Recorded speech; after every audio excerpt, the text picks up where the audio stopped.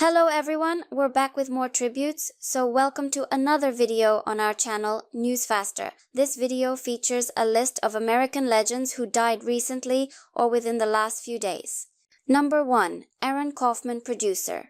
Chad Verdi told The Wrap that Aaron Kaufman, the Emmy-winning director, writer, and producer of Superpower and other films, passed away in Las Vegas on Thursday from what appeared to be a heart attack. Kaufman was 51. The documentary Superpower, which Kaufman co-directed with Sean Penn, is what made him most famous.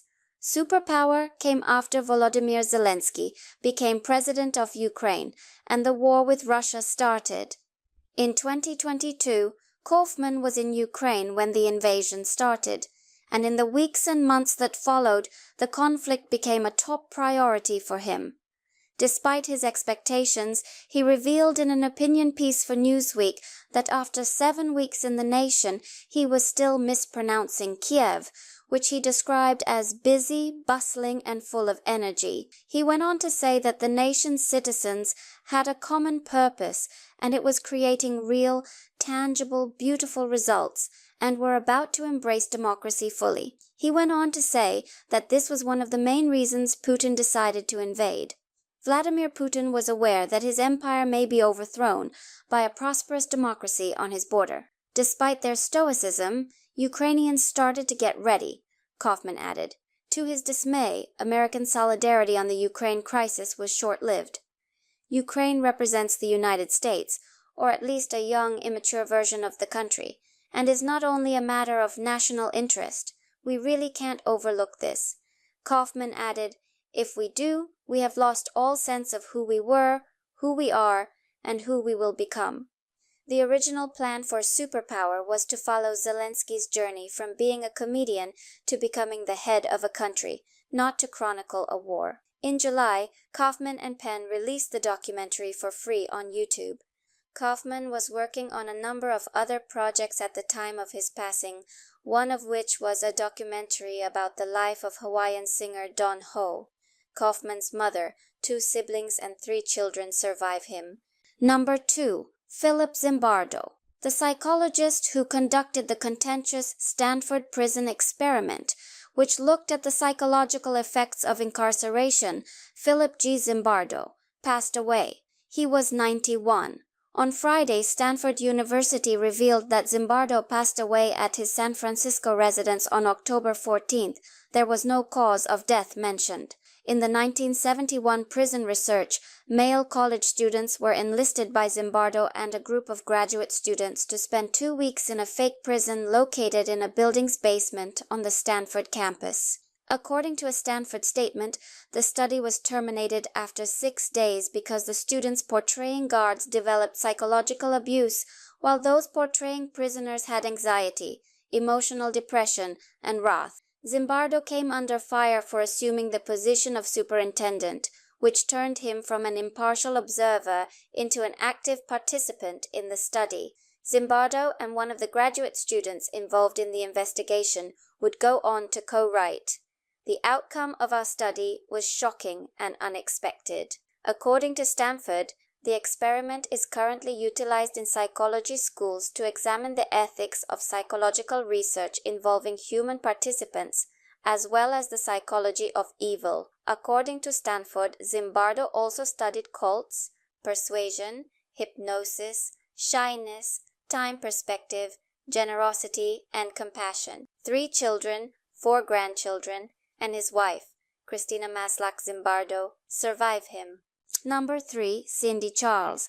After suffering injuries in a car accident in the Netherlands, Twitch head of music, Cindy Charles passed suddenly.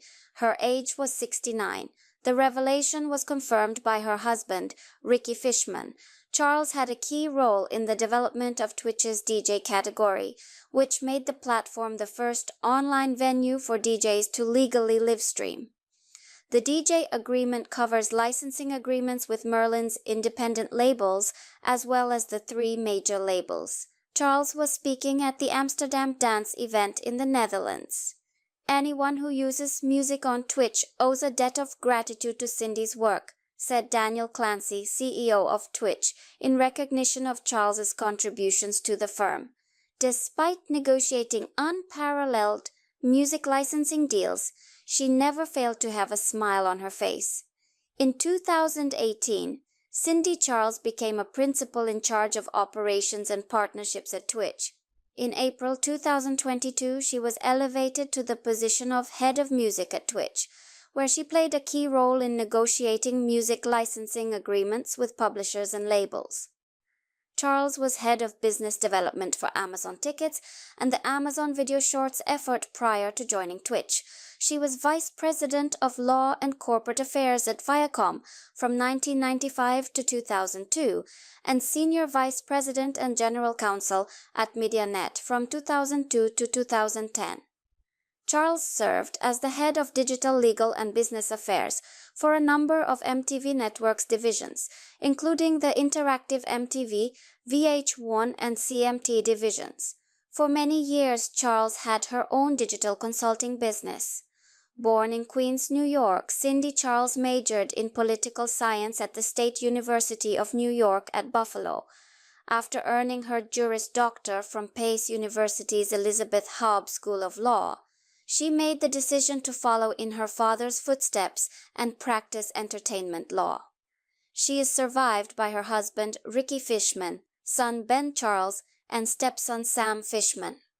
Charles was a member of the Recording Academy's Board of Governors. Number 4. Sherry Coben. The author and producer of Kate and Ally, Sherry Coben, who won a Daytime Emmy, passed away from cancer at her New Milford, New Jersey home on October 16th. She was 71. The Emmy-winning comedy, which starred Jane Curtin and Susan St. James. James was the brainchild of Coben. Kate and Ally, which was filmed in the Ed Sullivan Theater, was a top 10 hit right away and played on CBS for 6 seasons. In Philadelphia, Coben started her career in the art department of KYW-TV, where she worked on animation, sets, graphics, and illustrations for all of their local programs, as well as The Mike Douglas Show. After relocating to New York City, she worked as a freelance illustrator for numerous periodicals and television shows until landing her first writing gig on the acclaimed NBC children's show Hot Hero Sandwich, for which she won a Daytime Emmy. In 1980, she began writing for the ABC serial series Ryan's Hope. 4 years later, she created the popular CBS sitcom. It ran for 122 episodes till 1989. In addition, Coben created and wrote the web series Little Women, Big Cars, and served as writer and producer for the Saturday morning CBS comedy Bailey Kipper's Point of View.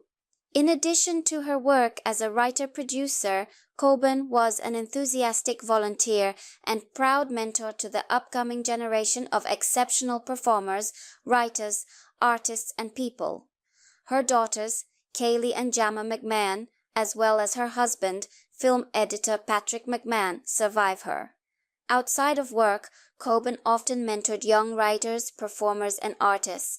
She is survived by her husband, film editor Patrick McMahon, and her daughters, Kaylee McMahon and Jama McMahon.